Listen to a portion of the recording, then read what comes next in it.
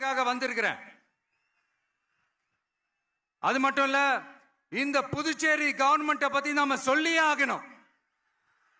இது டெஃபினட்டா தமிழ்நாட்டில் இருக்கிற மாதிரி நம்ம திமுக கவர்மெண்ட் மாதிரி கிடையவே கிடையாது. ஏன்னா வேற ஒரு அரசியல் கட்சி நடத்துற நிகழ்ச்சியாகவே இருந்தாலும் அந்த நிகழ்ச்சிக்கு தன்னெழுச்சியா வர நம்ம மக்களுக்கு பாதுகாப்பு கொடுத்து பாரபட்சமே காட்டாம இந்த கவர்மெண்ட் நடந்துகிட்டு இருக்கிறாங்க.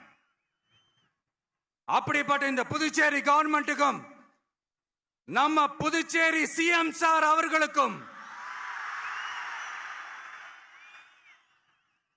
இந்த நேரத்தில் என்னுடைய மனப்பூர்வமான நன்றிகளை தெரிவிச்சுக்கிறேன். இத பார்த்தாவது தமிழ்நாட்டில் இருக்கிற அந்த திமுக கவர்மெண்ட் கத்துக்கிட்டா நல்லா இருக்கும்.